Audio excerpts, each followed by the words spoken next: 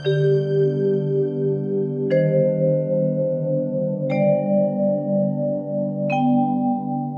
बात है पिताजी, आप परेशान दिखाई दे रहे हैं। नया राजा बावला है। क्यों? कहता है ईश्वर कहाँ है, प्रमाण दो। वह किसे देख रहा है, कहां देख रहा है, इस समय क्या कर रहा है। और नास्तिक है बेटा,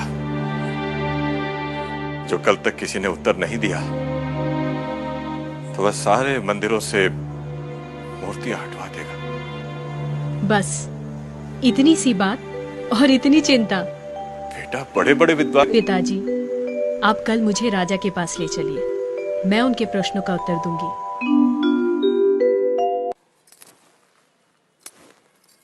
राजन, मैं प्रमाण देने के लिए तैयार हूं, पर उससे पहले मैं कुछ चाहती हूं। क्या चाहिए? थोड़ा दूध।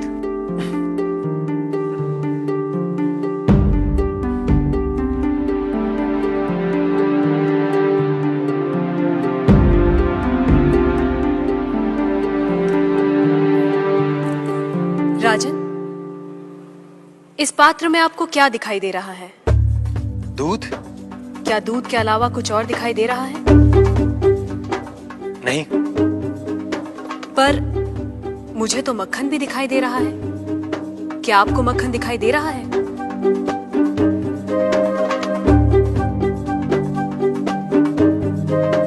नहीं। पर राजन, क्या इसमें मक्खन नहीं है?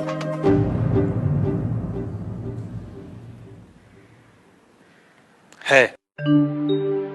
जैसे दूध के कण कण में मक्खन है, मक्खन के कण कण में घी है, वैसे ही ईश्वर सृष्टि के कण कण में भिन्न भिन्न रूपों में है, जो है पर दिखाई नहीं देता। जैसे दूध से मक्खन पाने के लिए उसे मथना जरूरी है, उसी तरह वेदांत के श्रवण, वेदांत का मनन और उसके निहितार्थ पर निरंतर ध्यान के द्वारा ही ईश्वर का अनुभव किया जा सकता है। राजन, क्या आपके पहले प्रश्न का उत्तर आपको मिल गया? मैं मान लेता हूं, पर वो किसे देख रहा है, किस ओर देख रहा है? क्या मुझे एक जलती हुई मोमबत्ती मिल सकती है? राजन, ये रहा आपके दूसरे प्रश्न का उत्तर। प्रकाश की ये लौ कहां देख रही है, किसे देख रही है?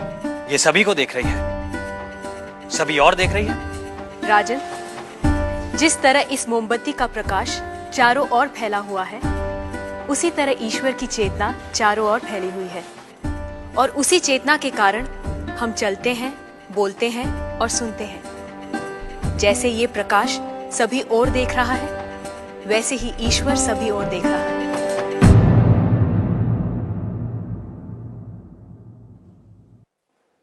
अब आपका तीसरा प्रश्न। वो इस समय क्या कर रहा है? राजन, इस समय मैं आपके प्रश्नों का उत्तर दे रही हूं, इसलिए मैं तुम्हारी गुरु हूं और तुम मेरे शिष्य। पर मैं खड़ी हूं और तुम बैठे हो। यदि अपने प्रश्न का उत्तर चाहते हो तो तुम्हें मुझे अपना आसन देना होगा।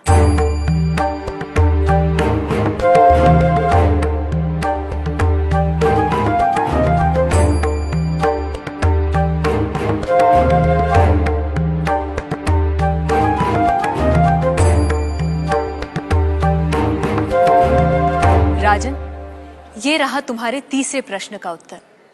कुछ देर पहले आप सारे मंदिरों से मूर्तियां हटवाने का विचार कर रहे थे। इस समय आप ईश्वर के बारे में फिर से विचार करने लगे हैं।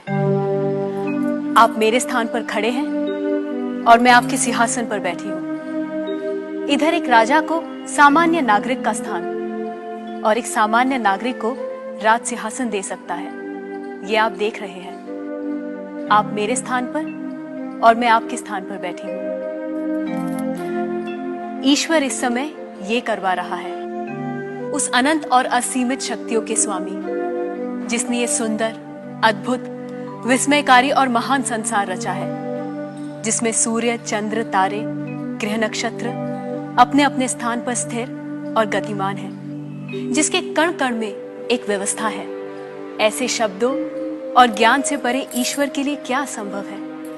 कहिए राजन, क्या मंदिरों से मूर्तियां हटवाई जाएं?